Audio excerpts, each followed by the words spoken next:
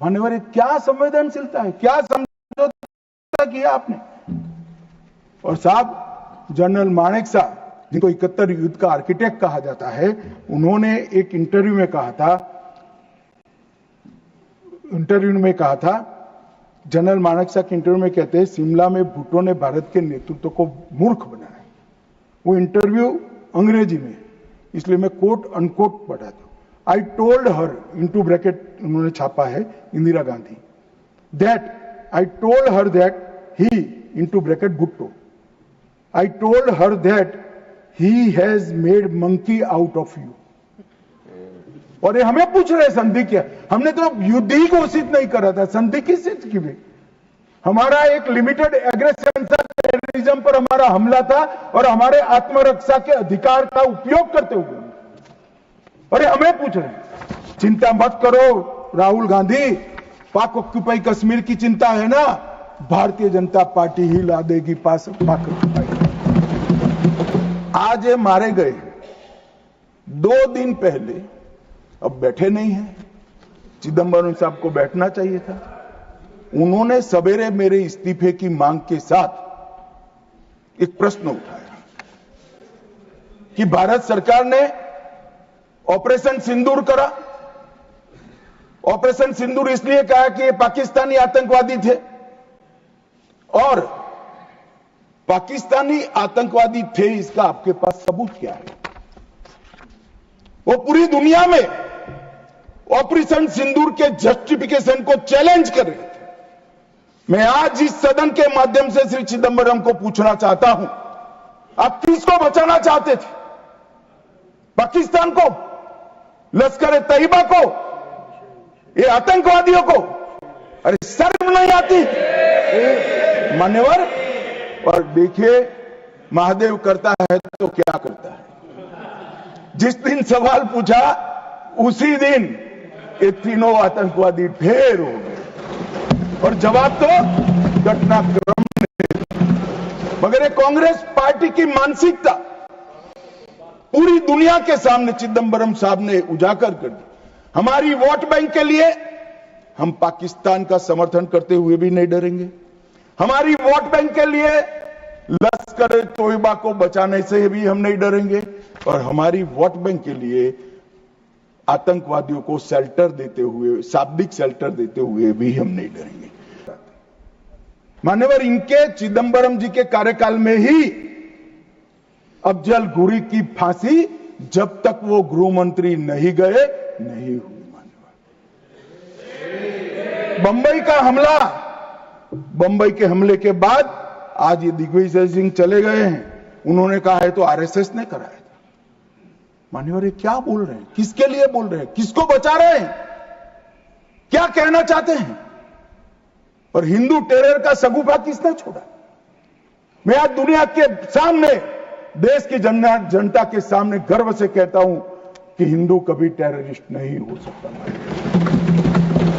बंबई का हमला, बंबई के हमले के बाद आज ये दिग्विजय सिंह चले गए हैं, उन्होंने कहा है तो आरएसएस ने कराया था। मान्यवर, ये क्या बोल रहे हैं, किसके लिए बोल रहे हैं, किसको बचा रहे हैं, क्या कहना चाहते हैं? और हिंदू टेरर का सगुफा किसने छोड़ा? मैं आज दुनिया के सामने, देश की जनता के सामने गर्व से कहता हूं कि हिंदू कभी टेररिस्ट नहीं हो सकता। हम कभी टेररिस्ट नहीं हो सकते। क्या कहना चाहते हैं? फर्जी टाइप के केस बनाए, एक भी केस अदालत में नहीं टिका। देशभक्त संगठनों पर आरोप लगाए आपने, सिर्फ आपकी छिछोरी राजनीति के लिए, क्षुल्लक फायदे के लिए। और फिर क्या कर लिया? फिर भी हार गए। हारे तो ना, और अब हर रोज कह रहे हैं कि आप हमेशा है नहीं, आप हमेशा नहीं रहेंगे, आप हमेशा का तो मुझे मालूम नहीं साहब। मैं 61 का हुआ हूं, 14 से 30 साल तक भारतीय जनता पार्टी की ही सरकार रहने वाली है। कल सुबह ही किसी ने याद दिलाने के लिए मेरी कॉन्स्टिट्यूएंसी से एक हमारी वरिष्ठ कार्यकर्ता है जिनकी उम्र 80 है, उन्होंने एक व्हाट्सएप भेजा था। उन्होंने कहा अमित जरूर बोलना। अब मैं इतनी वरिष्ठ कार्यकर्ता की भावना को टाल नहीं सकता मान्यवर। उन्होंने एक व्हाट्सएप में वीडियो भेजा जिनमें सोनिया गांधी जी के घर से दौड़ते दौड़ते सलमान खुर्शीद जी आंसुओं से लहस बाहर आते, बाहर मैनेज मीडिया खड़ा है, उसके सामने कहते हैं कि सोनिया जी पूरी रात सो नहीं पाती है, इनके आंसू देखकर मेरी आंख से आंसू दिख रहे। ठीक है भाई, किस लिए आंसू बहाए? बाटला हाउस में वो पाकिस्तान प्रेरित आतंकवादी मारे गए, उसके लिए। अरे सोनिया जी, आंसू बहाना था तो बाटला हाउस एनकाउंटर में जो मोहन शर्मा शहीद हुआ, इसके लिए बहाते। मान्यवर, ये कांग्रेस की मानसिकता है। और अभी अभी पृथ्वीराज चौहान साहब का इंटरव्यू आ गया, उन्होंने कहा ऑपरेशन का नाम धर्म के आधार पर रखने के अलावा इनको कुछ नहीं आता है। मान्यवर, कांग्रेस पार्टी बैठी नहीं है, उनको मालूम नहीं है हर हर महादेव सिर्फ धर्म का नारा नहीं है। शिवाजी महाराज ने जो मुगलों के खिलाफ लड़ाई लड़ी, स्वतंत्रता की लड़ाई लड़ी, और शिवाजी महाराज की सेना का युद्ध घोष था हर हर महादेव। और ये प्रतीक है, ये प्रतीक है हर प्रकार के भारत पर के हमले का, भारत की संप्रभुता पर हमले का, और भारत की सीमाओं पर अतिक्रमण के जवाब देने का।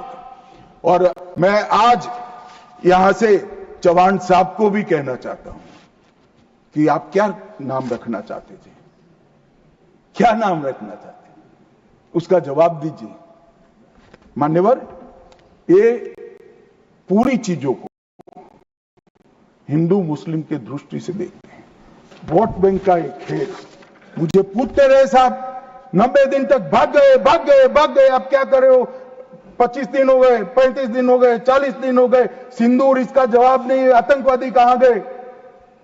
चलो भाई, ये तो भाजपा सरकार ने, सेना ने ठोक दिया, सीआरपीएफ ने ठोक दिया, हो गया हमारा काम। अब मैं पूछना चाहता हूं, दाऊद इब्राहिम जिसने मुंबई में सीरियल धमाके गए, किसके राज में भागे? मान्यवर, कांग्रेस के राज में। सैयद सलाउद्दीन किसके राज में भागा? कांग्रेस के राज में। टाइगर मेमन किसके राज में भागा? कांग्रेस के। अनीस इब्राहिम किसके राज में भागा? रियाज भटकल किसके राज में भागा? कांग्रेस। इकबाल भटकर किसके राज में भागा? मिर्जा सादाब किसके राज में भागे? और इसका हिसाब कौन देगा? उनको मालूम था देना पड़ेगा साहब, इसलिए बहिष्कार करते, वो स्वयं भागे। आतंकवादियों को भगाया और वो भी भाग गए। और हमने मान्यवर 11 साल में यूएपीए में 2019 में अमेंडमेंट किया। इसके तहत, अमेंडमेंट के तहत 57 लोगों को आतंकवादी घोषित किया है। एनआईए का अमेंडमेंट किया, देश के बाहर जांच करने के हमने अधिकार लिए। एनएसए का हमने सख्त उपयोग किया, 370 को बैन किया, निरस्त कर दिया, पीएफआई को बैन किया, मैक को मजबूत किया, आईसीजेएस का हमने स्थापना किया, नफीस का स्थापना किया, पीएमएलए से टेरर फाइनेंसिंग को रोक दिया, और नेट ग्रिड से माध्यम से पूरे देश के आतंकी संगठनों को एक कंप्यूटर की क्लिक पर लाकर रख दिया। मान्यवर, हमने पूरी इकोसिस्टम तैयार करी।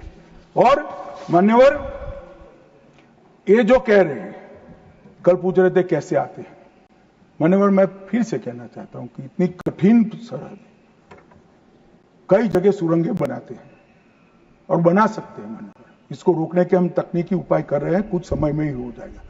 मगर कुछ नाले ऐसे हैं मान्यवर, वहां इतना बहाव होता है, वहां कोई चौकी नहीं लग सकती, चौकी बह जाएगी। वो घुस रहे हैं, मगर उन्होंने क्या स्टैंड लिया था? राहुल गांधी ने कहा, जब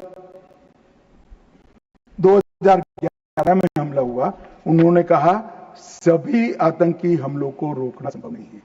जवाहरलाल नेहरू ने कहा घुसपैठियों को कोई रोक ही नहीं सकता। मैं मानता हूं कि अभी भी पाकिस्तान कुछ आतंकी हमले कर पा रहा है, अभी भी कुछ घुसपैठ होती है, काफी कम हुआ है मान्यवर। मैं जिम्मेदारी के साथ बोलने वाला हूं, देश की जनता सुन रही हूं, काफी कुछ कम हुआ है, मगर हम कभी ऐसे हथियार नहीं डालते। मैं आज सदन के सामने कहना चाहता हूं, घुसपैठ और आतंकवादी घटनाओं को समाप्त करने के लिए नरेंद्र मोदी सरकार कृत निश्चयी है।